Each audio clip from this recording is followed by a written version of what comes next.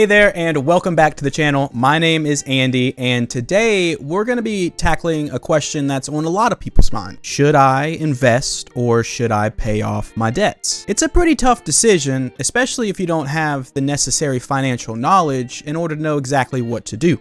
But don't worry, I'm here to help you make the best decision that you can make for your financial future. If you're new here, make sure to hit that subscribe button for more financial tips and insights. Let's go ahead and dive right in. So let's talk about paying off debt. Paying off debt can be beneficial for three good reasons. One, it can reduce your financial stress. Two, it improves your credit score. And three, it'll free up more money for future investments or opportunities. However, if you focus solely on paying off your debt, then you may miss out on potential investment opportunities in the pipeline. On the other hand, investing can help you build your wealth over time and really help you reach financial success. So let's look at three different benefits for investing. Number one, you got the potential for higher returns. The longer that you can invest, if you remain investing, the longer things can compound, etc., etc. Number two, diversification of your finance portfolio. This is because you have more money that you're investing, you're buying different assets in different markets, you're diversifying. And number three, kind of touched on a little bit at number one, you're taking full advantage of compound interest, which is financial gold. But investing also comes with high risks, and there's no guarantee that you'll make money. You could lose it all.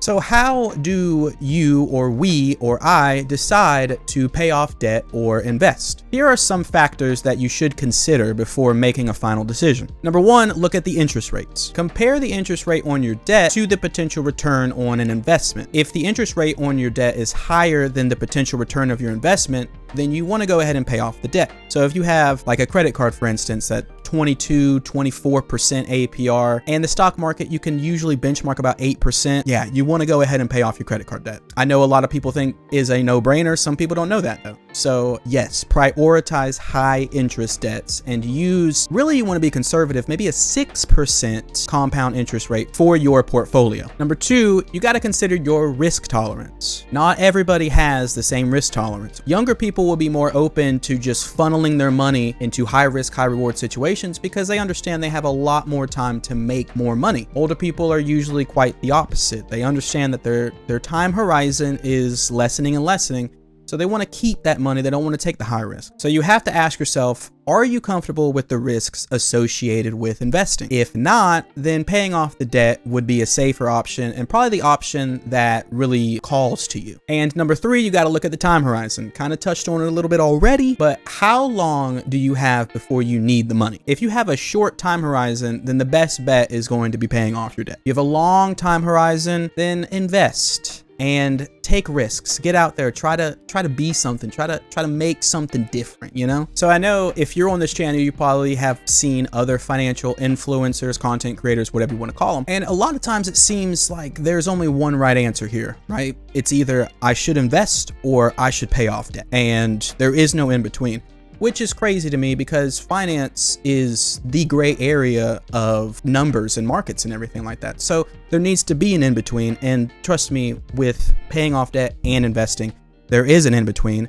called the balanced approach. And as the name implies, this is just simply taking your extra money that you have and allocating it to pay off debt as well as investing. That way you can get the benefits of both, and you can also reduce the drawbacks of the cons of each. Here's 4 simple ways on how you can create a balanced approach and maintain it for your own personal life. Number one, prioritizing high interest debt. Yes, I know I already talked about this, but this really does need to be reiterated because this is what absolutely kills the finances of families and homes within America. You have to focus on paying off the high interest debt or it's going to accumulate. It's going to start taking over your life. Trust me, every single cent, every single dollar that you have, prioritize the high interest debt. A real funny quick story about high interest rate debt. When I was a little bit younger, I think about 5 years ago, I bought a car, a used car. It was a BMW 325i. I bought it for $4,500. I did not have $4,500 in cash, so I financed it. You know, a lot of people are like, oh, that's a bad decision.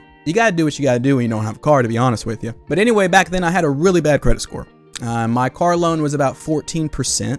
and it was a 5-year loan. And for the first 3 years of my term, I just paid the payment and whatever. I just made sure I was current on it so they didn't take my car away. Fast forward to 2020, I started learning a little bit more about finance. I graduated college. I got into public accounting, started to think about these things a little bit more. So as I was making more money, I made the decision. I was like, okay, I'm going to pay off my car loan, which at the time was $1,100. I think the total balance was left on it. If I had not paid off my car in 2020 and let the entire term roll, I would have paid an extra $1,400 in interest. So just by spending $1,100, I saved $1,400 of potential expense. Just a quick story about me, so that you can understand that I don't make the best decisions. Absolutely not. My wife will tell you. But you can come back from these decisions, okay? So just stay focused and don't let it take control of your life. So the second step of creating and maintaining a balanced approach would to be create and maintain a emergency fund. And really this is because before you start investing, you should have an emergency fund set up.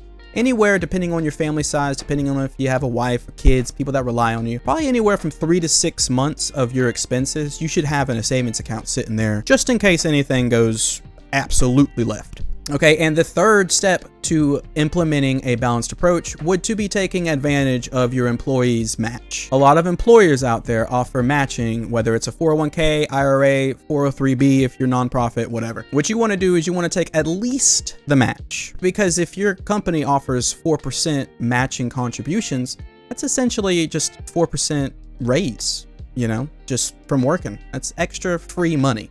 You do it, it's not that much on the paycheck, and it's essentially getting doubled. So it's a great move and a really strong financial decision for anybody. And the fourth step to implementing a balanced approach would be to diversify your investments. I know I sound like a broken record with diversification and diversify. I get it, but I don't feel like I can ever say it too much. I still feel like I see people with all of their eggs in one basket. Diversify, my people. That you have to, okay? You must hedge against the losses. You must hedge against any potential losses, okay? But after all that, ultimately, the choice on whether you should invest or pay off your debt really depends on your specific financial position. Not only your financial position, but also your goals and of course your risk tolerance. Like I said, I know a lot of finance content creators, influencers or whatever, really, you should only invest, take out as much debt as you possibly can.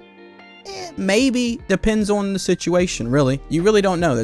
You can't talk about finance vaguely because one single path is not the answer for every single person. So by considering the factors that I've discussed today and possibly implementing the balanced approach, if that's something that you're interested in, you can make an informed decision that suits you best. At the end of the day, personal finance is personal, so it's whatever is right for you. I really hope this video was beneficial. If you found any value in it, I would really appreciate it if you left a like. Leave your comments down below if you have any questions, any additional thoughts, anything like that. I would love to read them. Of course, if you're not subscribed already, please do hit that subscribe button for all your financial tips and insights. I will see you next time.